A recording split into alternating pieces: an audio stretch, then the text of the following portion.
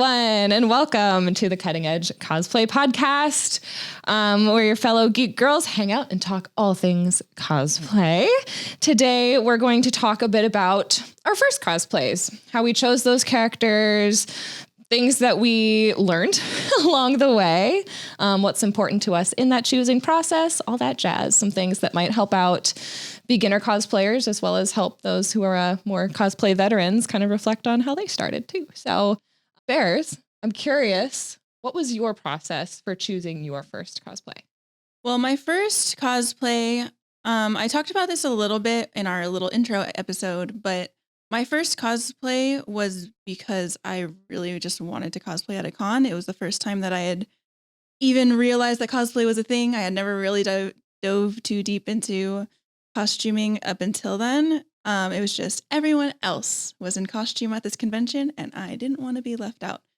So I also wasn't super into comic books or video games or anything quite yet. So I got into comic books. So I started reading a lot of comic books, mostly DC and Marvel, which quickly turned into mostly DC. I just prefer the styles of most of those stories in general. And really into Batman for a while. And I kind of centered on this one character called Huntress, which is Helena Bertinelli, who is basically this names out here. Daughter of this mob boss, kind of like the same vibe as Batman, but poorer and more willing to crack skulls, which I thought was kind of dope.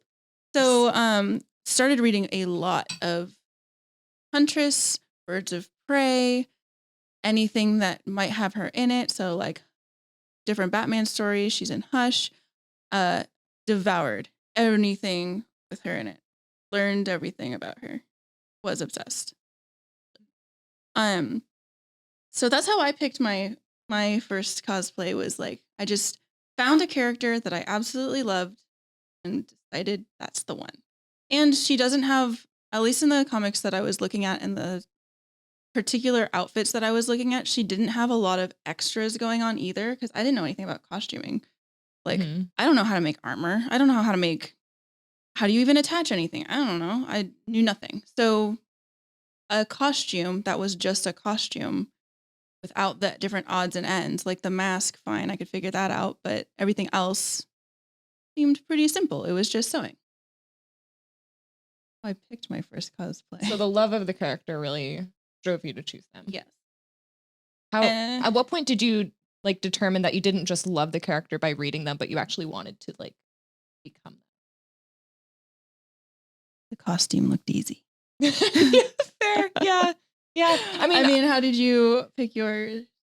For some of them, it's the cosplay looked easy. I know there are some Skyrim characters that I'm dying to do those armors, and I'm that'll never happen. I can't make glass armor, but some of them are due to ease of costume. I talked about in the first or the previous episode, my first cosplay was 100% peer pressure. That was Orihime from Bleach, which was fine.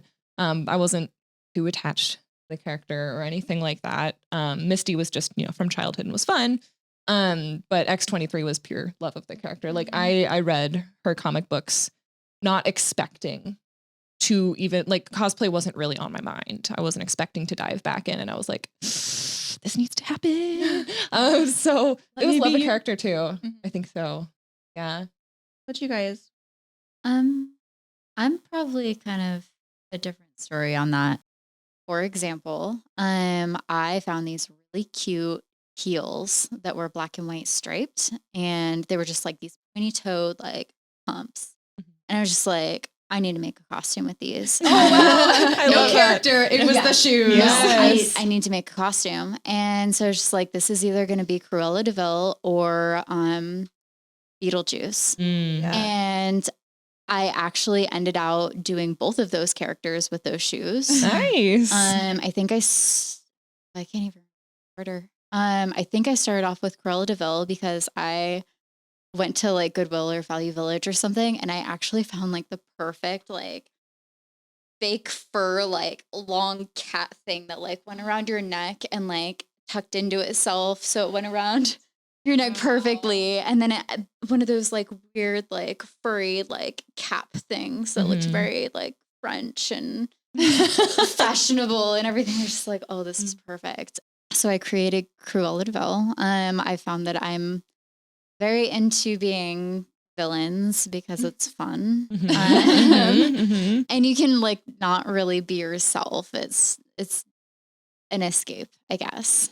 But then also using the same shoes, I created kind of like a gender bent Beetlejuice, which turned out really good. That was, I think, my first time working with latex, and I used that to create like that like falling apart skin look where I kind of like put some on different parts of my face and like rubbed it up to like give it that ripped up look.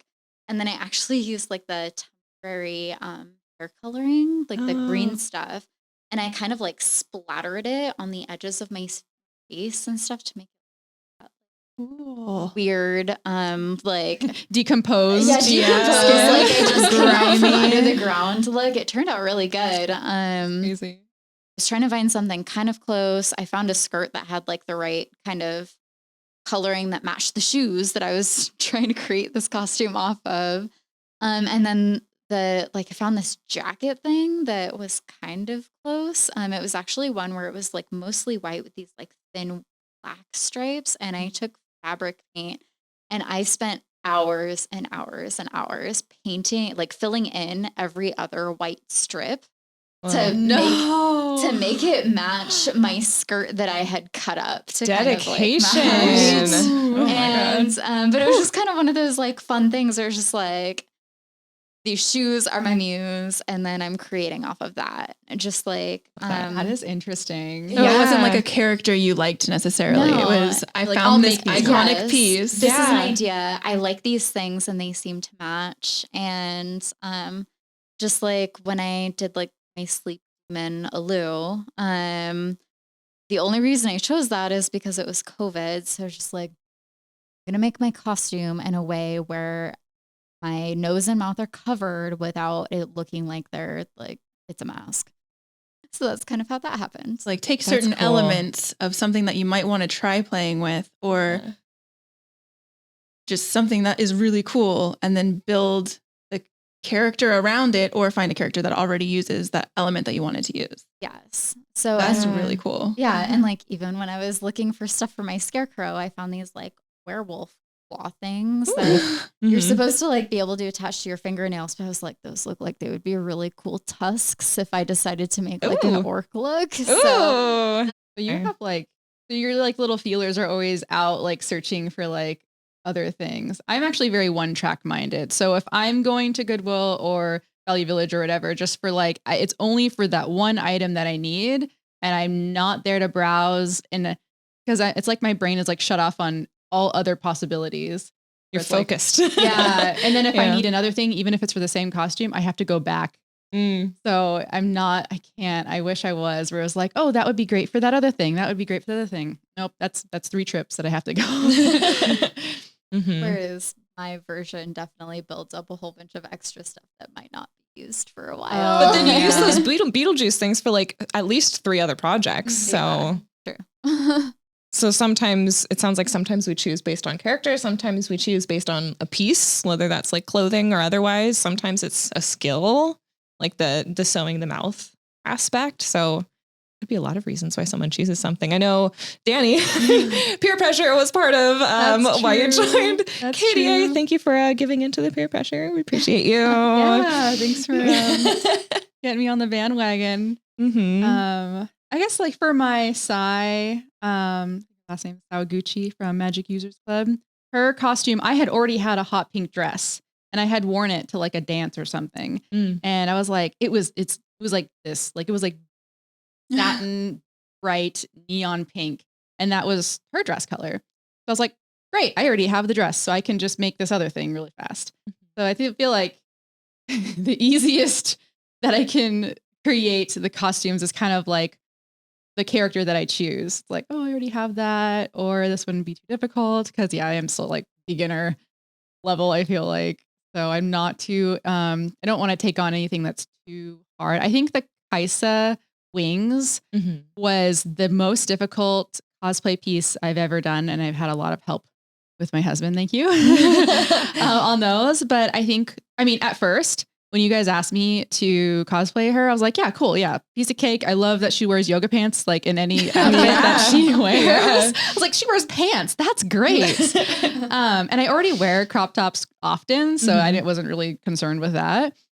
It was those wings. I was like, what? How am I going to get those? Like, how am I going to make those? Those are impossible. And then like hearing some people use their 3D printer, you could buy them, I guess, but they're like really expensive. And I was just like, I have no idea. This is way out of my element. I'm in a different zone here. But what I did find online was a pattern on Etsy. And I can't remember the exact price. I'll link it. If it was like $7 or $11, but it was affordable. I was willing to part with that money to get the directions on how to do this thing. Save some time. So essentially, you just use the foam, you roll it out. My first time using this Evo foam too. So, I mean, it was like everything was new for me. And then you'd print out the pieces of the pattern printer. And then you cut those out and you put them on the foam. And then I just traced them. I don't know if there's another way of doing that. And then you cut them out and then it tells you how to glue them and put them together. And voila, you have the thing. So it takes a lot of the guesswork out. So I really recommend for the newbies, or I guess anybody, like if there's something that looks a little complicated, just do a quick search online. If there's either a tutorial already on how to do that or a pattern on like Etsy or something, like it'll save a lot of time. Yeah. I mean, that's the same with makeup and effects and stuff too. Like I didn't know exactly how to do a lot of the like effects that I've done, but then I like watched some videos and I'm like, yeah, I think I can do that.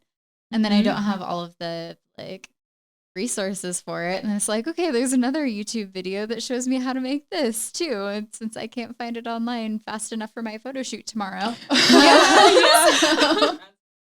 Well, and there's a big, I don't know if like a huge, but there's definitely like conversation that goes on in the cosplay community around bought versus made.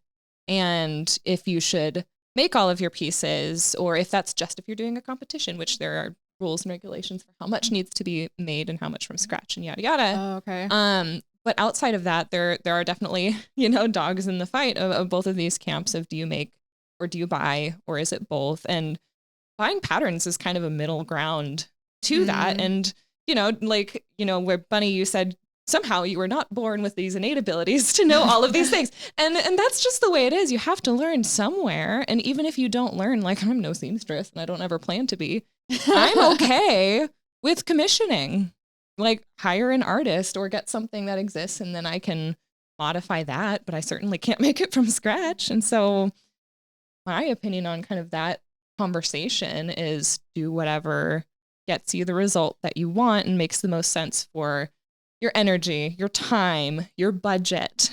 Some of these commissioned pieces are very expensive, but it saves time because you don't have to make them. And you're supporting somebody else. And you're supporting someone else. What they love for a living. Making things is really hard. So here's the thing. Consuming. So here's the thing. Yes. So I talked a lot of game about Huntress. I was so about this costume. I gave myself like, okay, here's how I'm going to do it. I'm pretty sure I can figure out how to like, her costume is basically a black suit with a cross on it. In the version that I wanted to do, it has like a belly window. That was much better shape then. And how hard? Okay, it's fine. It's a shirt with a hole cut in it. So I got a bunch of black shirts from the store so I would have backups in case one got messed up. Unlikely. And I got all this white material, which was actually like a pillowcase. But whatever, it's white material. You don't need, you don't need to go to Joann's for every little whatever thing. You have. Yeah. So I cut these strips and I had it all patterned out. I made the cape actually using a pattern from Joann's, and started to cut the window out. 1,000% failing to remember that material has stretch to it. So when you cut a hole in it, it just no longer is the shape that you expect. Okay, on that note, I had the same problem with my Harley Quinn. So in the last episode, I said something about going to like Valley Village and Ross and wherever else I could find 2 exactly matching items that were like one black and one red. And so I got like, I was able to find fleece lined yoga pants in both black and red. Wow, cozy. And what I did is I cut each of them in half and then like layered them inside of each other. And stitched them together. And then I tried cutting out those like diamond shapes kind of on the leg. And then of course those diamonds turned into like these weird ovals. No. That's not what I planned. And so I took Something is not right. so I took thread and I tried to like kind of like stitch it in a way where it like pulled the like straight lines back in to be more straight lines. Yeah. And then I was just like, okay, well, that's not happening on the other side. So what I cut out on the first side, I just stitched onto the other side. So I've got 3 layers of fleece-lined pants on one side and then like almost 2 on the other side. And then not only that, but of like the top that I had, I did the same thing where I like kind of like layered inside. And the only colors that I could find were like long john kind of material. So also extremely warm. Like this is a purely winter costume because I am like full on sweating no matter where I am wearing this.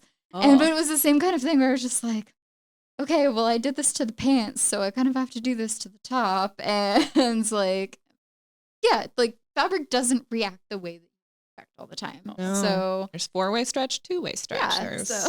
a million, no stretch. Yeah. Well, and I gave myself a ton of time for this costume because it was my first ever thing. I've never sewn anything before, but how hard could it be? That's kind of like my life motto is how hard could it be? It was hard. So I don't have a sewing machine at that point. So I was like hand stitching this outfit and I was able to get the cross part, but I could not get that damn window to work. And then, so my husband was like, why don't you just not do the window? And that was out of the question. So, No thanks. I was working on it. Now it's the night before the convention. It is not working because I'm doing the same thing over and over, hoping that it does something different, which I hear is a definition of insanity. But I didn't know what else to do. And there aren't a lot of tutorials on this particular character because she's not, I think that she's great, but she's not like the most popular DC character. Yeah. So not a lot of people cosplay her. So, which was in my eyes, kind of another bonus because even if it wasn't like great, there wasn't a lot to compare it to. So pretty good, except that I couldn't get it done. So the night before, I'm in tears. It's probably 10 p.m. I was like, I have to be something because I had decided that I was cosplaying. I have to be something. This isn't going to work. Finally, 10 p.m. admitted to myself, like, maybe this is for once you get better skills. All this to say, maybe choose a character that you like, but be realistic about what your skills are. Because maybe buying something, but I didn't. So, do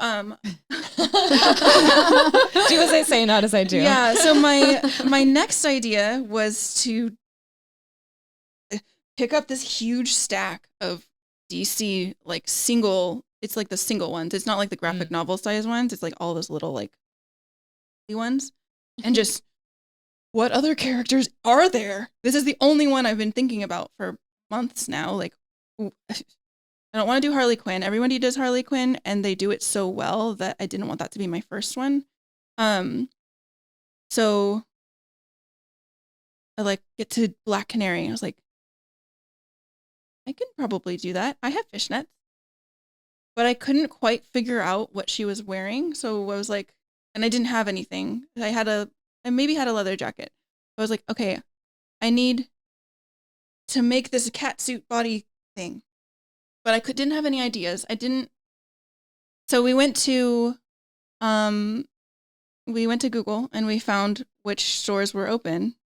And the only thing open after 10 o'clock that sells clothes are the sex shops. So we went on to every single sex shop from my house down to Tacoma looking for something that could mimic Black Canary's suit. Oh, a leather bodysuit. Wow. Perfect. But guess what I mean, you it makes can't sense. find? Really? Of all things. That's shocking. They have like lots of little like teddies and Yeah. things with little like Yeah. what is this Like called? lacy Lace? things. Yeah. The But baby doll thing. she's not, and her personality does not account for laciness either, so I couldn't do that. So I was looking through the comic. My husband was driving me to each individual spot. We're getting to like almost midnight where the places are actually going to start closing, so we're like, This booming. is still the night before. Yeah. God. And I'm like literally like, running in, looking through all the things, like, nope, we gotta go. And then we were just like running in, running out. So we probably looked like we were thieves. But No, you're on a mission. It's I was on a different. mission. And we get pulled over on the way to our very last option. Very last sex shop. Yeah. And the guy's like, do you know how fast you were going? And I was like, I have to get to the next shop. I was in a full on panic mode. Like, we really just have to get to this next shop. This is the last one. And I was like pulling up the comics and I was like, I have to find this and I don't know where else I'm going to find it. And I need it by tomorrow. And blah, blah, blah, blah, blah. I was going on and on and on and on. And this poor guy was like, Tell me the cop was a nerd. I don't know if he was, but he definitely felt for my husband. Because I was just, words were coming out of my mouth. I've never said so many words in a row in my whole life. And I was holding up the comics to him like, I have to find this. Oh my You don't God. understand, officer. This is an emergency. I was like on the verge of tears. He's like, good luck, man. Okay. Get there safe. And guess what we found at the last stop? Thank you to Mr. Cop for letting us go because we ended up finding a swimsuit. Nice. There you And go. that's all it is. A swimsuit, leather jacket, fishnets, knee-high leather boots. Easy peasy.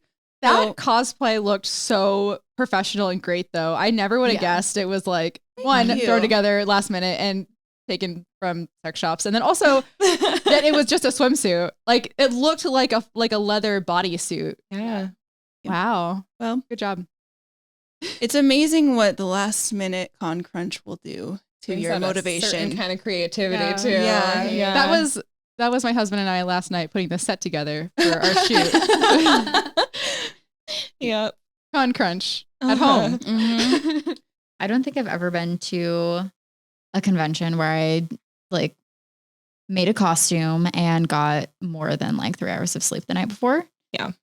Because I feel like even if you think you have everything together, there's still some kind of detail. Like when I was Yang Xiaolong at Norwestcon one year, I literally had Sharpies where I was coloring up the very edges of all of my gauntlets, like as I'm still putting the costume on.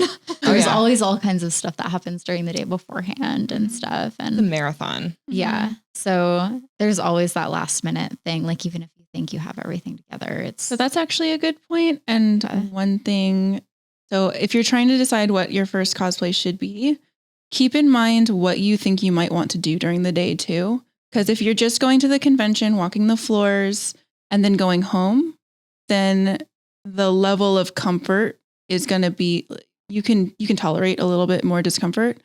If you're going to be wearing the same costume all day and then trying to go out in the evening, or I don't know, if it's going to be kind of like a longer day, maybe go with something that is a little bit more comfortable, especially if it's your first one.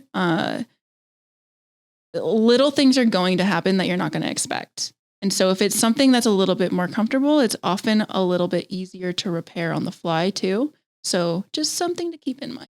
Yeah, and the 3 to 4 hours aspect of sleep beforehand is super true, which makes it hard to say this next point. So in an ideal world, if you're able to do a cos test, do one. At the very least, just to know how the pieces feel on you, the contacts, the wig, how comfortable it is or not. Because you're right. Like there are some cosplays that I've worn to cons that I'll never wear to con again. And it's not because I don't like them. I like them a lot. Like, for example, Widowmaker, I love her costume. And she is the most uncomfortable costume I have by a long shot. And because it's a really long wig, a really long wig with contacts, with body paint, with a visor that's squeezing the wig that's already on your head, a really heavy 3D printed rifle, heels. I couldn't feel my feet for 2 days afterwards. It's not worth it. It's great for a shoot. But if you're going to be at a con, and if I were to wear that to a con, I would be changing partway through the day. And that would just have to be like a pre-planned thing. I completely forgot until you just said that. But on that first Black Canary that I whipped together, my shoes were cute. My feet were bleeding by the end of the day. I literally couldn't walk by the end of the day. So be so careful. Yeah. But that's like a cos test would have been great because I had only ever worn those shoes for 10 minutes at a time before that. Yeah. Well, I mean, case in point, we've all had injured to some degree feet by the end of a con. And, you know, the way that it is, a lot of female presenting characters wear heels. And so whether it's realistic or not, whether a lot of it is realistic or not, but sometimes you have to choose like if it's worth wearing heels for that character, if there are any ways that you can put some Dr. Scholl's in there or something like that, and to make sure you're sitting when you can, because it is a marathon. You have to take breaks, otherwise you will go numb. I don't sit down at conventions. Cos test. A cos test is like how many hours or like how long of a time wearing your cosplay would you recommend? Fair.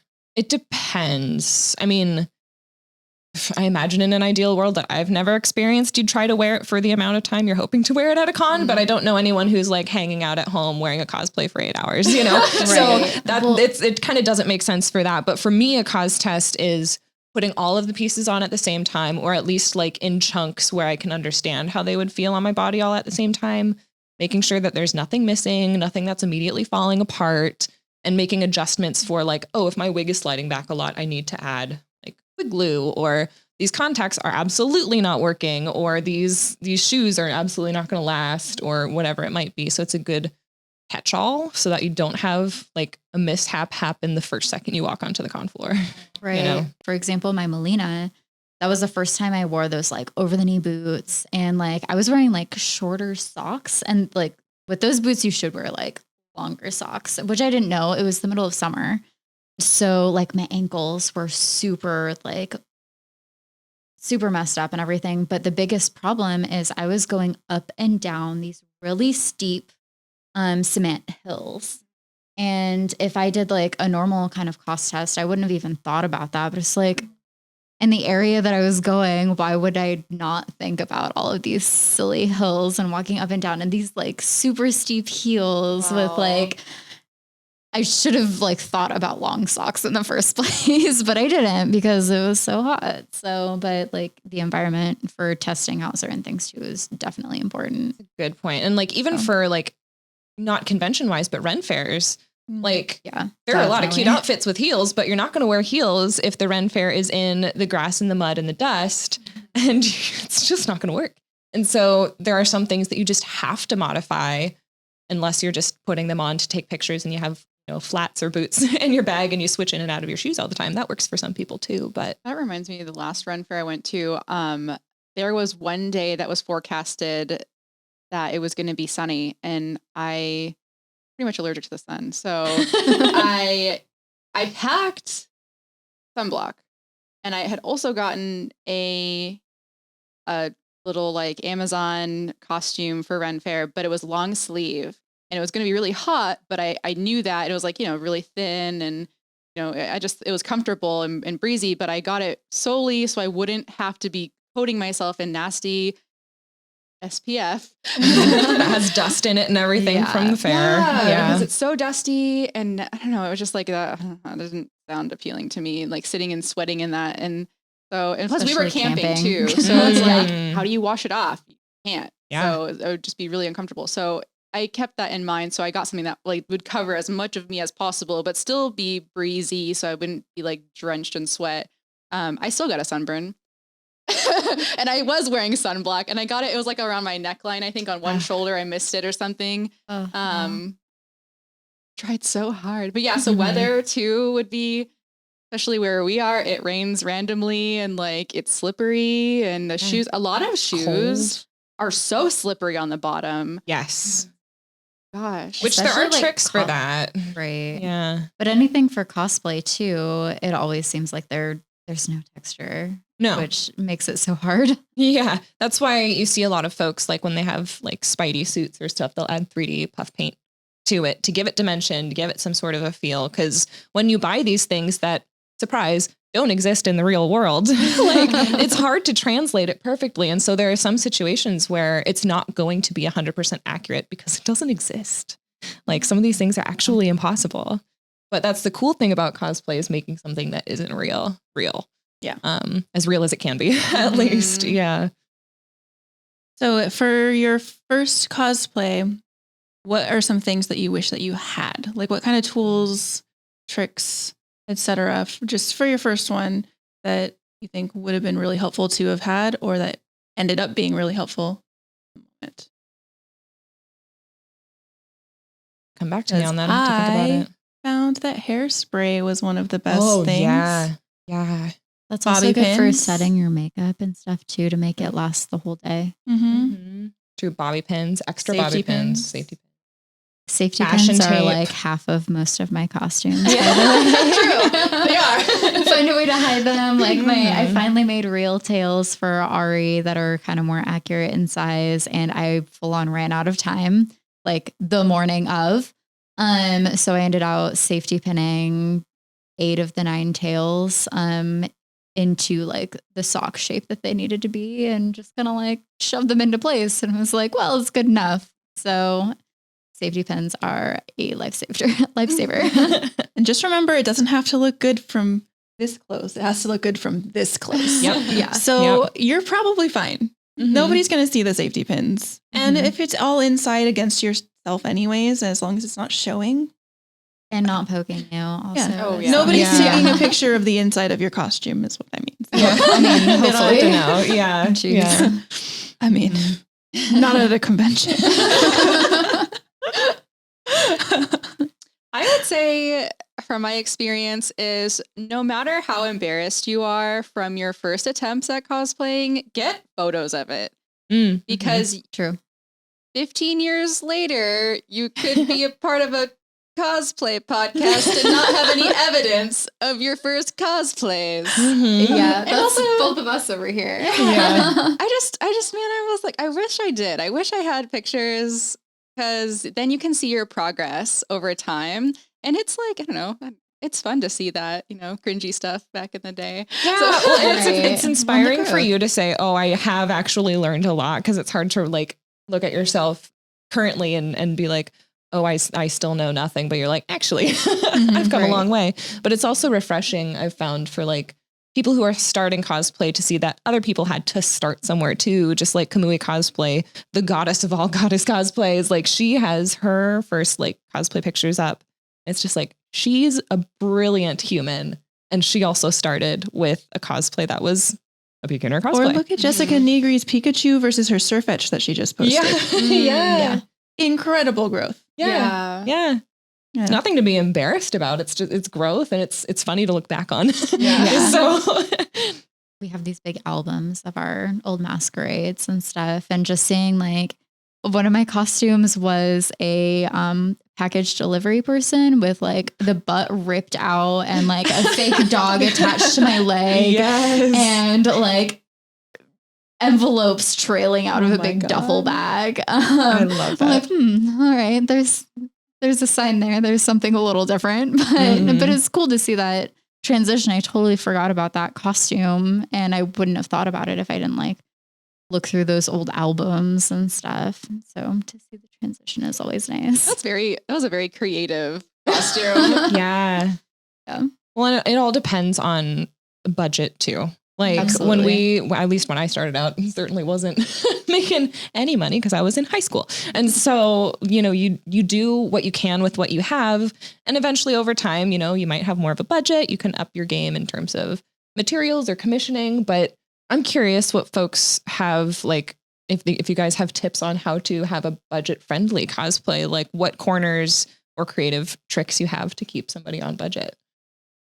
I tend to always start off going to like Goodwill and Value Village, and because stuff that I get from there, like with the idea that I need a costume, I'm not as worried about like messing up. And then you can find something kind of similar to what you're looking for and then just kind of alter it enough that like people will get the idea of what you're going for.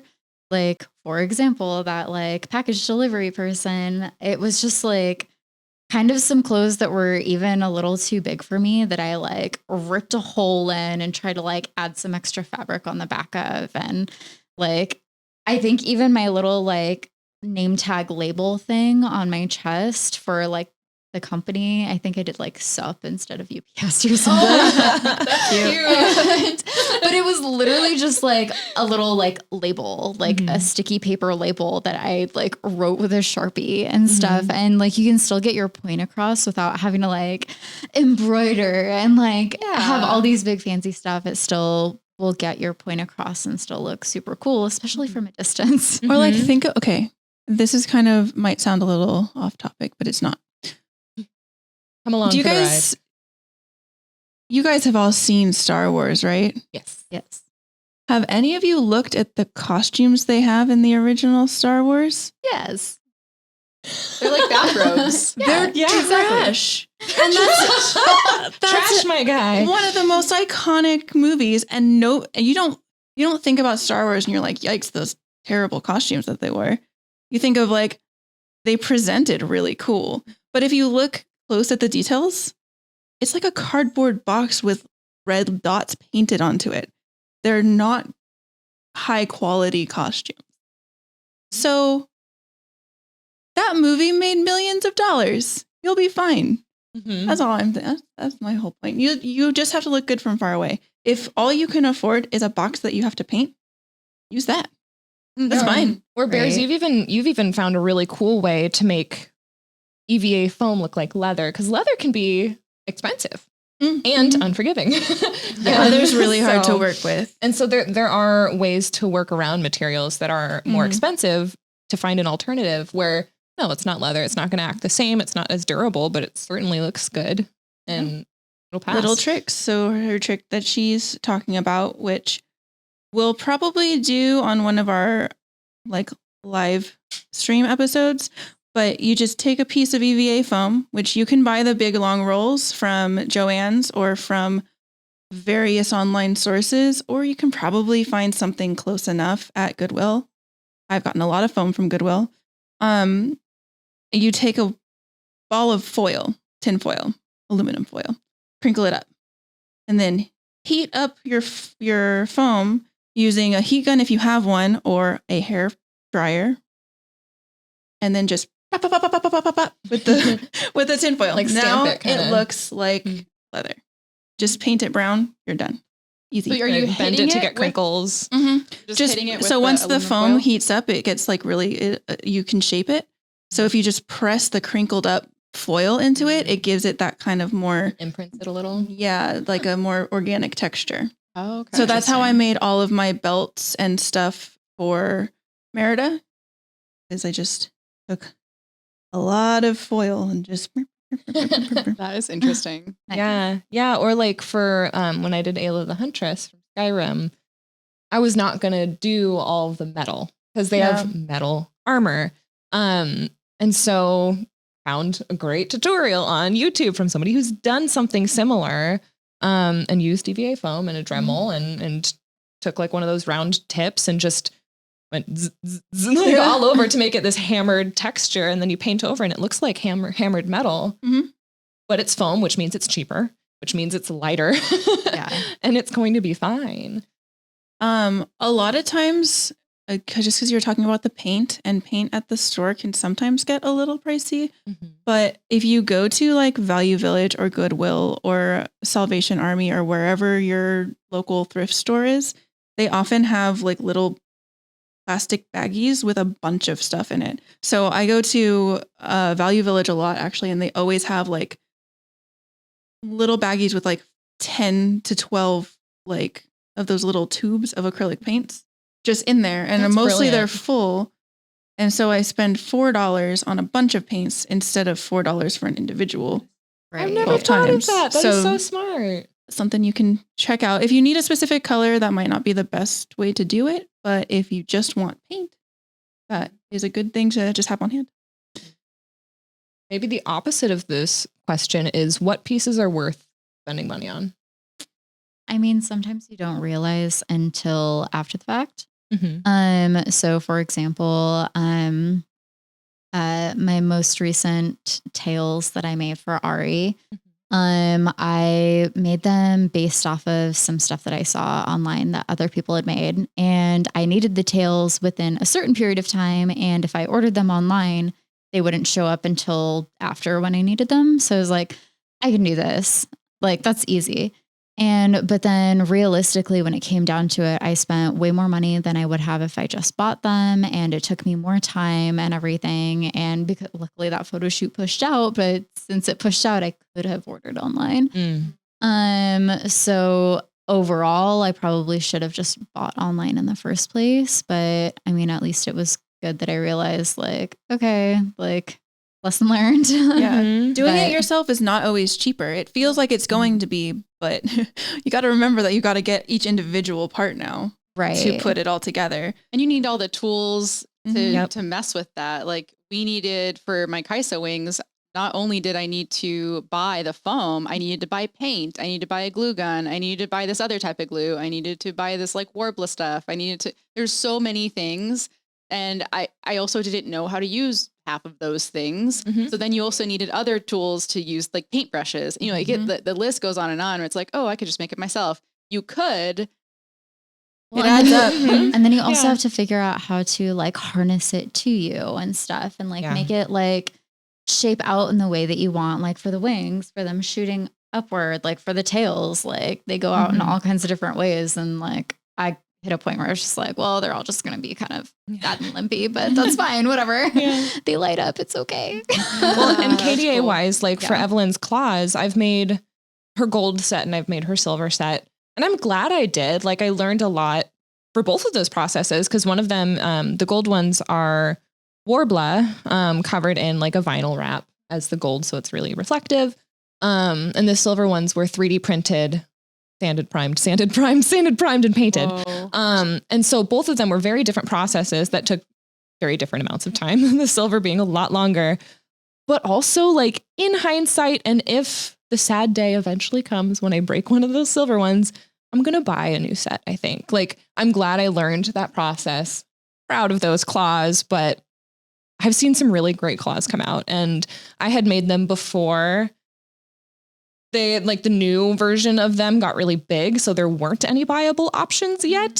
So it was like kind of a necessary learning experience. Oh. But now that there are some really talented people out there, like especially on Etsy making Evelynn claws, I would happily buy from them, save myself some time, because time is money too. When you get a commissioned piece, usually you're paying for materials and for talent, you know, pay by the hour kind of thing. Yeah. So Yeah.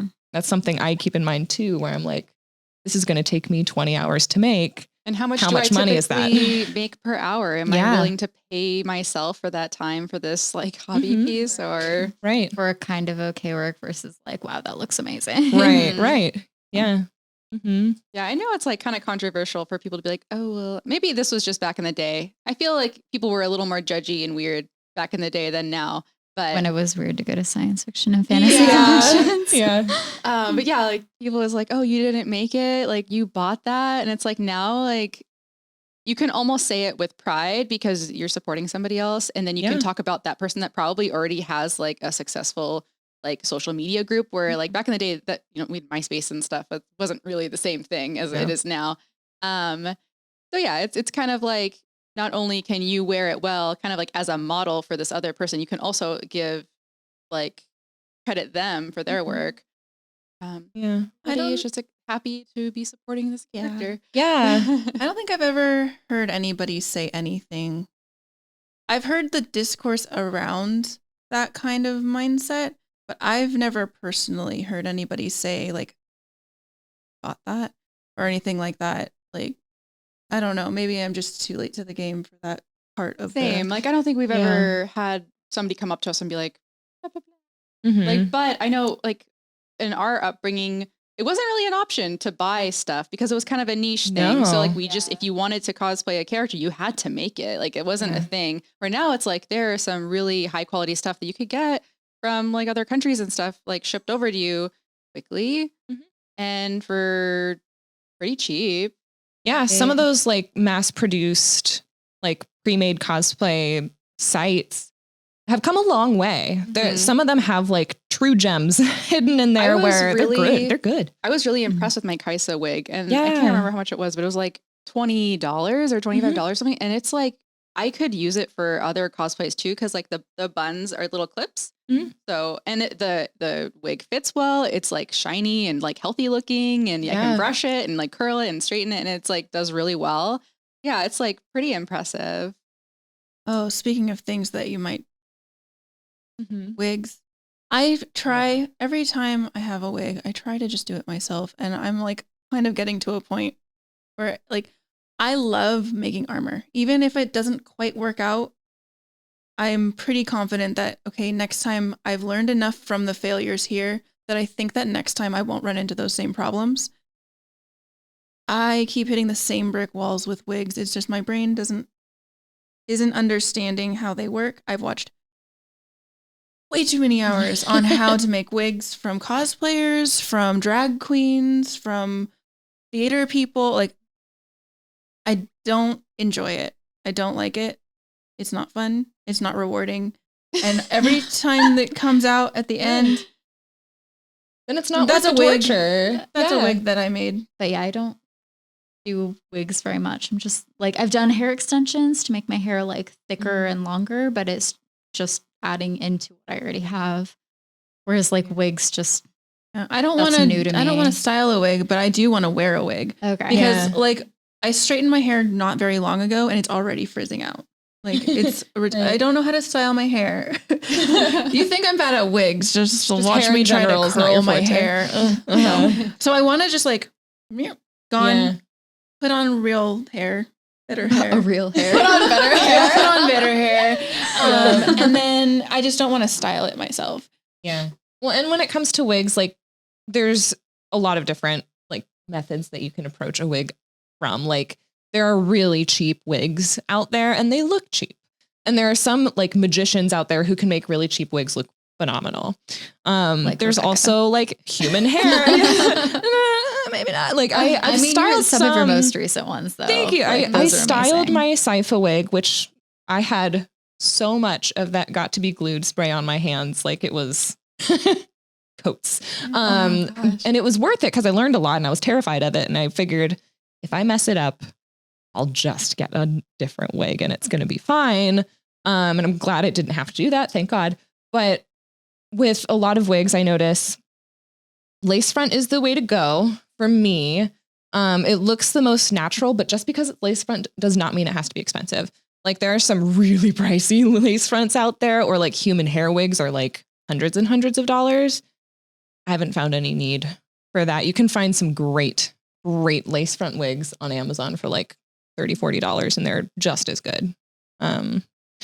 There's a lot of leeway in terms of what your budget is, what pieces you're willing to splurge more on, whether that's due to time, due to skill, due to just not wanting to, like, and all of those are valid reasons. So yeah. I used to dye my hair a lot, all different colors. And when we moved out of state, I decided I was going to let my hair grow out naturally because it was probably 10 years since I knew what my actual natural hair color was. Wow. So this is my natural hair color. I do like it, but it did take me 5+ years to get it grown out. And I I like the idea of the different changes in hair colors and stuff, but I'm like, nope, I can't do it. But I want to get more hair extensions because those are easy to just clip in and clip out and they're more comfortable than a wig. But yeah, at this point, it's even like, I'm going to just invest in some wigs and like colored hair extensions or something. If I ever do want to change my hair, because also most of the time, if I went to a salon and got my hair done, I wasn't actually happy with it. And it was over $100. There's like one time I went and got like balayage or something. It was like, the price was like $300 something. Yeah. And it didn't look like that. I mean, I didn't walk out of the place looking like a stunner, like superstar. I just looked like myself with a little bit of like darker roots and like lighter ends. Right. Well, and then if you did get your hair dyed a certain color for a cosplay, now you're committed to that color until you get your hair treated again, whereas the wig, you put it on and take it off. Yeah. And so you could probably use that money and just invest in some really good quality wigs and just not ruin your hair. Yeah. Save your hair, save the damage. And save the money. Like it's expensive. Yeah. But there's something to be said for like finding a couple cosplays where you don't need a wig. Absolutely. Like, especially if you're planning it for an after party. Because it's going to be hot and sweaty. And the last thing you want is essentially a hat, which is a wig, covering your head. It's going to get sweatier and your head's going to start throbbing by the end of the night. Yeah, they're not comfortable. That's when like I've found it very helpful to focus on cosplays that have my hair color for any sort of after party. Because then you can also like whip your hair back and forth and not worry about your wig flying the other way. And it makes more sense for me that way. I tend to do more like apocalyptic style cosplays on days that I'm going out, like Fallout or that's the only one coming to mind. I've got other ones, but like, because then if my hair gets trashy, it's fine. It's still part of the look. It matches. Yeah. It's actually better now that it's frizzy. So jeez. Whereas with me for like after parties and stuff, I normally try to choose costumes where I'm in some sort of like combat boot or like flat shoe. Because if I'm going to be dancing a while, I don't want to be worried about like hurt or my ankles are feeling weak or whatever. But you can be a bit more like comfortable and like yourself, I guess, if you're not worried about like breaking an ankle or something, you know, or damaging your costume. Exactly. Like if you're going to be in any sort of crowded scenario, be ready for a drink to get spilled on you or someone to crash into you. Don't wear something that you're going to be super upset if it breaks. Right. Or worried about like poking someone in the eye. Like you've got like some type of wings or something like that. Like, leave your props in your hotel room. Yes. Or your car. Or, people will or with understand. your handler or whatever. Yeah. I mean, like the first few times that we went out as KDA, like I had my baby tails, which were just like these. They're so cute. Yeah. They're like, pubescent tails. They were only about like a foot and a half long each. I had only had enough time to make 3 of them, but they just like flopped down. So they were good for like dancing and stuff because I wasn't worried about them like whapping people in the face. I wasn't worried about Bears like tripping over them when she jumped over me for the Pop Stars dance. Like Patreon. they were they were way more applicable in like a normal like crowded setting than like the ones that I made for our most recent KDA shoot where like they're out there. Like I've got like 2-3 people's worth of like tail behind me. Oh, her tails are an entity. They're great. It's a bustle. I have a question. You mentioned handler. Can you explain to me and what a cosplay handler is? Yeah, so I definitely recommend everybody have a friend who is not cosplaying who can have a backpack with all of your cosplay care package stuff. So have something like super glue or safety pins or whatever. And if you are in a photo shoot scenario or on the con floor or whatever, they can be there ready with some water, get you a snack. They can hold your phone and your wallet and things like that. And if they can be like kind of looking around to make sure that you're in a safe social situation or that photographers aren't getting too comfortable. Good way of putting that. Yeah. Perfect. Yeah. Or non-photographers hanging out while you're at a shoot taking pictures of you that you don't want Which is more taken. common. Photographers are usually pretty good. anyways, so but like basically they're there to keep you safe and keep you alive and corral you in directions. Because if you're, so say somebody was like taking a picture of me on the con floor, but also there's this guy over there wants my card. I'm over here paying attention to this, but my handler can be kind of just aware and can hand out some cards, whatever. Maybe not for your first cosplay, but eventually I do recommend getting contact cards with your face on them and your Instagram and TikTok and whatever else you're using, because nobody's going to remember your name, but they will remember your face. So if you have your card, they can look you up later. So. Well, and then also not all cosplays allow good vision, I guess, in a way. Yeah. So, for example, my sleep demon, I had all white contacts, which look awesome for any kind of horror look, but it's like you're looking through a veil. And so even for doing my makeup after I put my contacts in, it was like, I didn't really know what I was doing because I couldn't see it very well.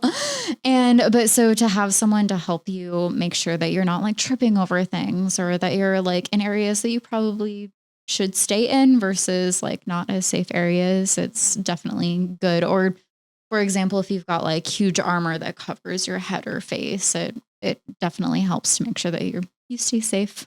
Yeah. And if you do have a handler, buy them food. Buy them food. Be so nice to them. They're not there to be your slave or anything like that. They are your friend, and you want to maintain your friendship after the con. So treat them nicely. They're not just your gopher. Oh my gosh. I had a mask for the plague doctor that I have, and the mask that I made looks really cool. But and it has like these mirror eyes, and I drilled a couple holes in the bottom so that I could have like air to breathe, but I didn't. Novel concept. How dare you need to breathe while you're taking photos. But I didn't drill enough holes, so as I was doing my shoot, I could breathe, but my breathing fogged up the eyes, so I couldn't. So I was just like doing my best to pose and look good. You're not even looking at the photographer. You're like over here, like, Marco. And so luckily my handler was there to make sure I was walking in the right direction. I had big old heels too. So he was like, there's a step here. Can you see? No? Okay. I'll be your eyes. Yeah. I didn't know that was a thing. Yeah. It doesn't have to be, but Not it is everybody. certainly helpful. Yeah. So have we talked about the essential tools for creating a cosplay? Like No, not what you really. absolutely have. Like say you were going to put your first cosplay together. What would you recommend? I have one. Fabric scissors. Yes. Not just regular scissors. They are kind of pricey. You get a little bit of a sticker shock when you see. I would ask somebody what they recommend, because you don't always have to get the most expensive brand for it to be good. So like in my case, I bought fabric scissors for the first KDA shoot, and I did that. I asked somebody because I was like, I am not spending $50 on a pair of scissors. And she told me which ones that she actually used, and they were probably in like the $20-$25 price point. But I mean, I trust her. She works there and she uses them all the time. Like a crafty lady, you know, working at Joann's. Like you got to trust those people. Oh yeah, with your life. And they work great. And I was just really happy that I didn't have to spend $50, because that's kind of how I am. I'm like, I probably should get the most expensive one because it's going to be the highest quality. In all reality, that's not always the case. True. So, okay, weird thing about me is I'm extremely picky about my scissors, like all throughout my house. So I've got like my crafting scissors, which I only ever use on like fabric or yarn.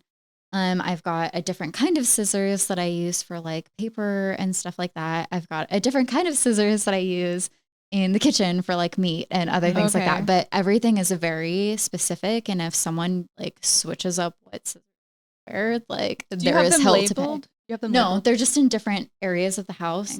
Yeah, I actually put those craft scissors, the fabric scissors, like in areas that are not where I would reach to open something. So they're not in the kitchen. They're not in my office in the little like drawer. They're like next to my sewing machine or next to like my extra t-shirts that I cut up.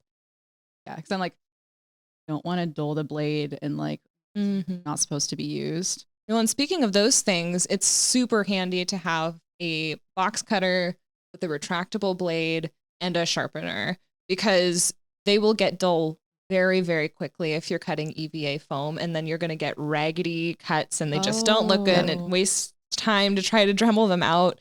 And so getting one that you can retract and getting a sharpener is a game changer. Either that or replacement blades. Absolutely. Both, I would Yeah. say, because I have a eventually you're going to have to question. replace it, but getting a sharpener makes it last a lot longer.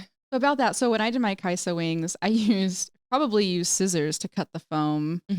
And they were not, some of them were like angled. And it was a thin foam. So it's like if it was thicker, it would have even been more angled. So, but it was a ton of foam and I was just using my dining table. So what would you recommend for people using Eva foam with a box cutter? Like, where would you cut that? Would you need a giant like cutting mat? They have cutting mats. But you could have also a small one. You I could just use move a it. giant. Oh, You could use any cutting board. Yeah.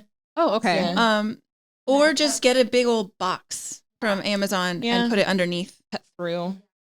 Yeah. I just have one of those little, like, it's literally like not even a 12 by 12 cutting mat.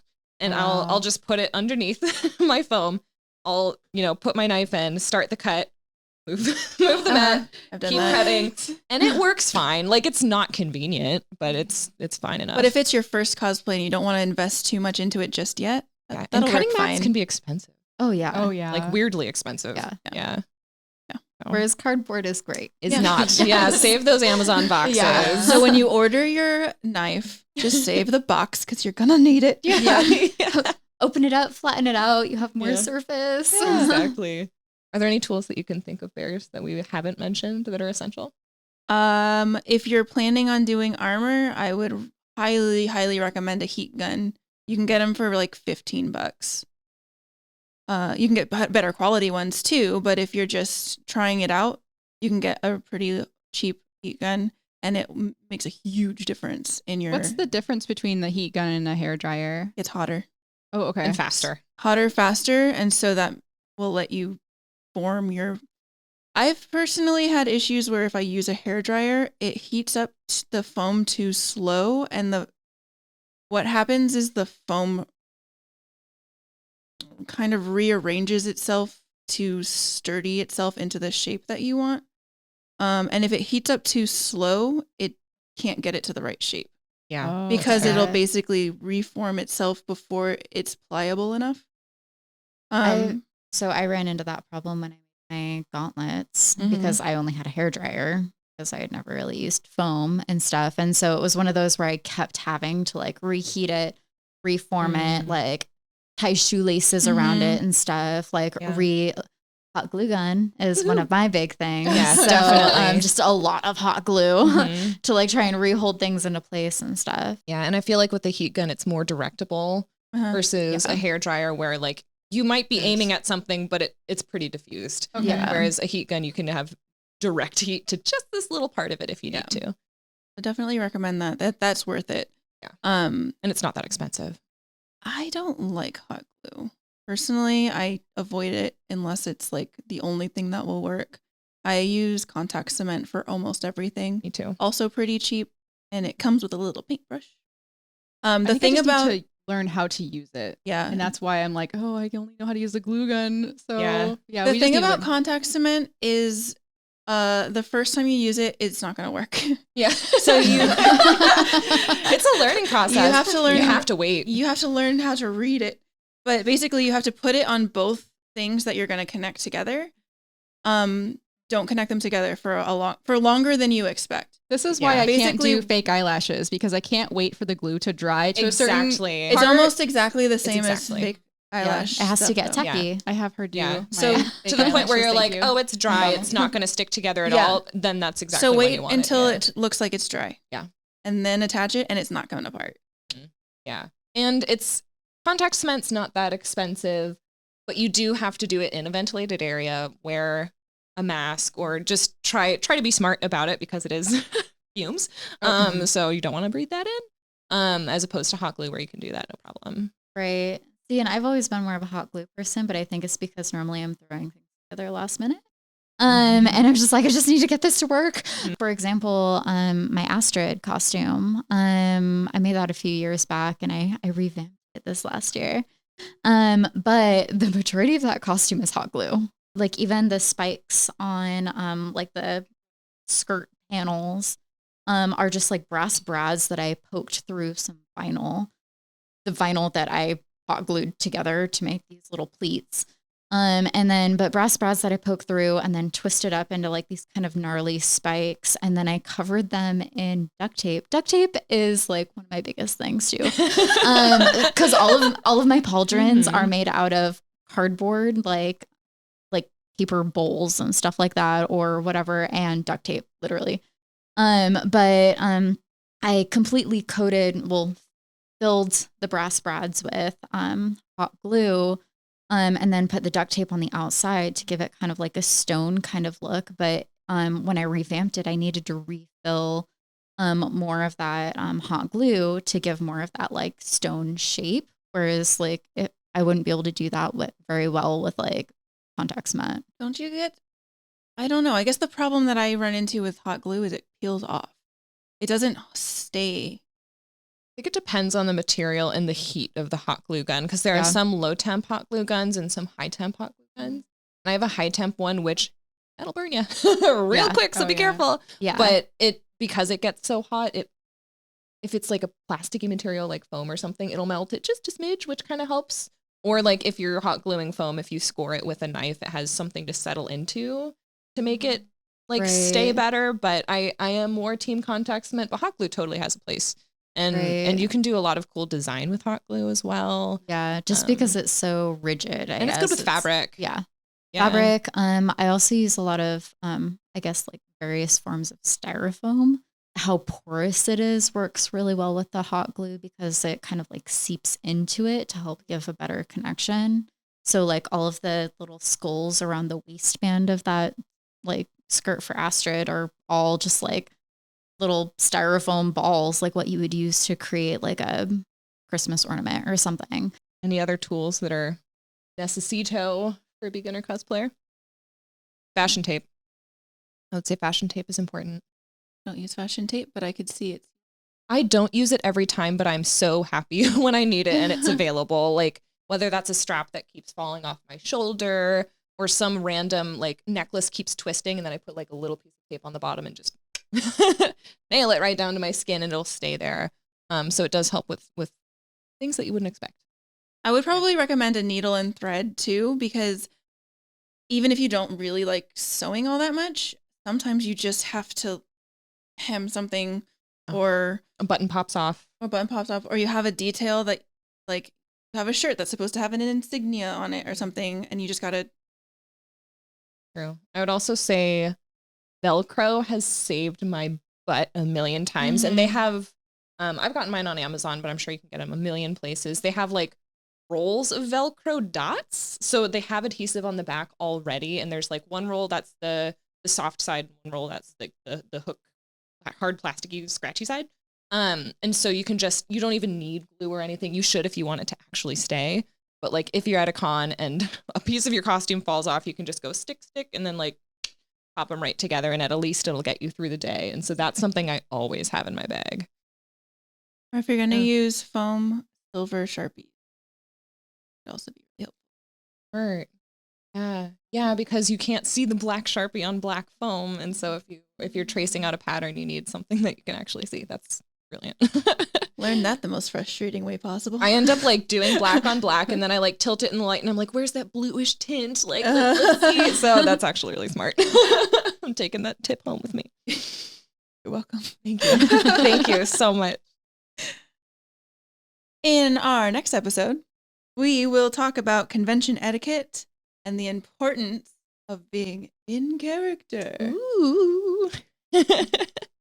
So share your cosplays on our Discord server. We'd like to see what you have going on. And thanks for watching. Bye. Did I redo that? That sounded good.